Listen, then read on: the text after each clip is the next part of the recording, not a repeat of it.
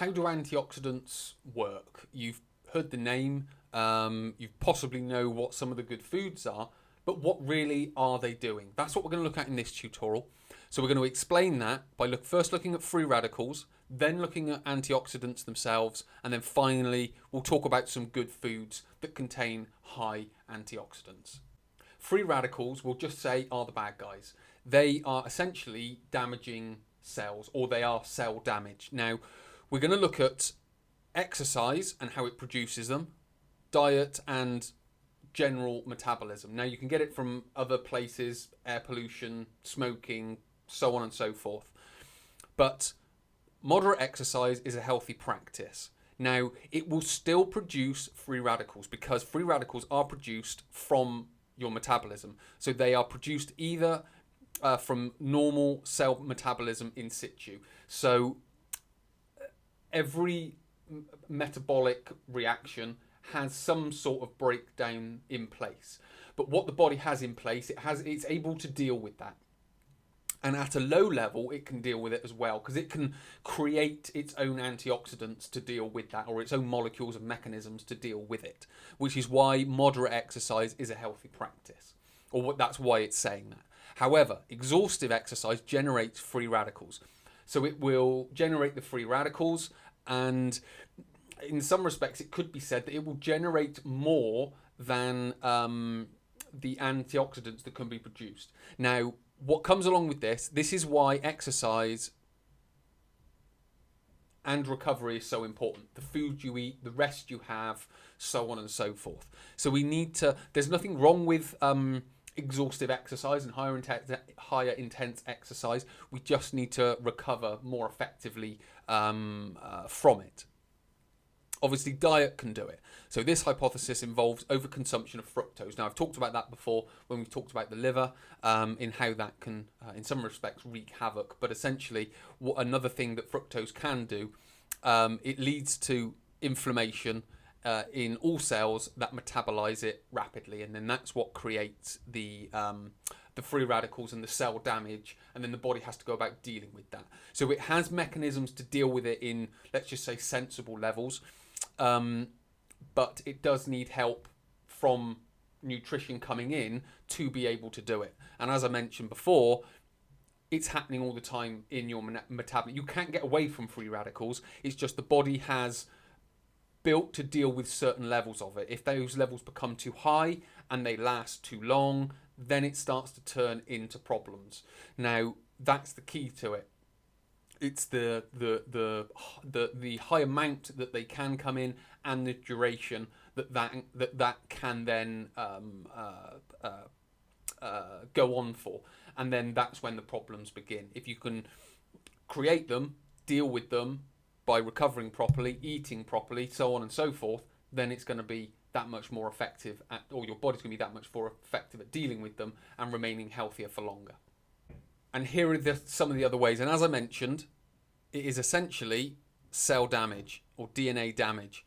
You've got UV light, ionizing radiation, air pollution, inflammation from white blood cells, smoking, and again, you can see here, metabolism. So we're essentially talking about cell damage. And again, this is happening all the time, 24 hours a day. Your body has the mechanisms to deal with it, but not at high levels and for long duration. Then it becomes the problem.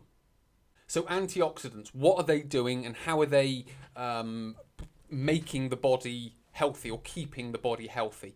So as I've mentioned, your body can create the mechanisms, or has the mechanism, can create the molecules to deal with free radicals. So what essentially is happening, if we dig right down into the deeper depths of your cells, they're made up of these atoms. Now, a free radical, as you can see here, has an unpaired electron. So these are electrons, and you can see you've got a pair here, you've got a pair here, a pair here, but one here. So this is the free radical, and what it's trying to do is it will go out and it will try and get another electron to pair up.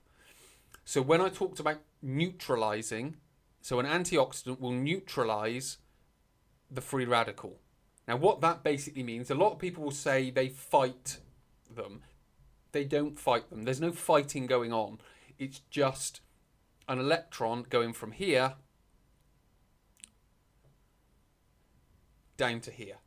This then neutralizes the free radical. Now, this doesn't mean this antioxidant then turns into a free radical. That's not the case.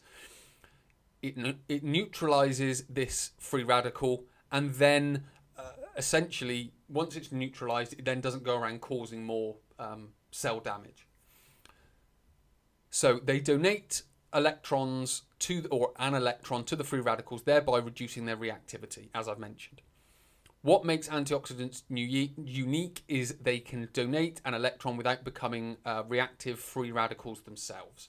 So, again, our body can create these antioxidants.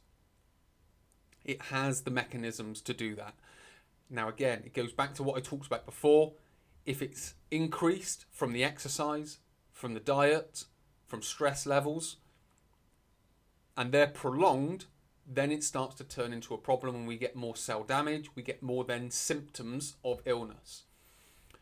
If we can manage the exercise with proper recovery, if we can improve the diet, if we can reduce the stress levels, then we're not going to be creating and bringing in as many of these free radicals. Then we can deal with them, if we are doing that, we can't deal with them. But if we can manage all of that, then the antioxidants will outnumber the free radicals. They'll get dealt with, and we don't then get the symptoms. That's in some respects the easiest way that I can describe it, or on its most basic level. So essentially, we need to improve our recovery if we're exercising. We need to improve our diet, and we need to improve our stress levels, and that will keep us as healthy as we can. Or they're certainly the manageable ones. Air pollution we can't do a great deal about. UV radiation we can do something about, but in some respects we can't, because the sun shines, depending where you live, more often than not. So again, that needs to be managed in its own way. But what we'll do next is look at some foods.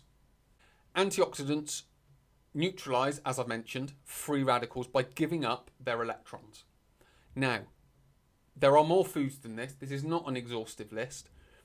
These are the foods that are good for the liver that I mentioned. But what I've done is I've dug down a little bit deeper and brought out the antioxidant compounds that will neutralize these free radicals. So, in grapefruit,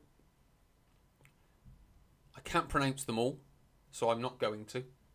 But these are flavonoids, and they inhibit oxidative stress, which is that cell damage, which is oxidative stress is essentially the rusting of the human body, the aging of the human body.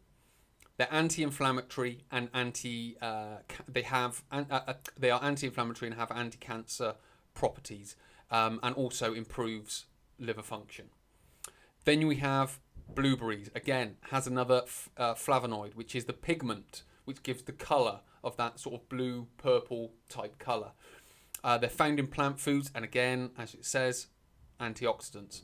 Then you have grapes, polyphenol that acts as an antioxidant. So again, they're all of these foods donating these electrons to the damaged cells, again, essentially helping the recover and the repair of these damaged cells. Then you have beetroots, which have the nitrates. It has this betalains, which again is the pigment, antioxidant, anti-inflammatory. So when we talk about certain diets, they have, or certain foods, they have inflammatory responses within the body.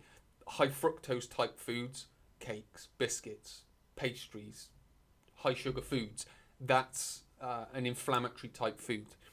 These act against that. Now that doesn't mean to take it in to counteract it. It's more advantageous not putting the bad foods in, but putting the anti-inflammatory type foods in, and that will just go about helping and aiding the body repair the everyday damage that can go along with cell metabolism and exercise. So it will aid your recovery.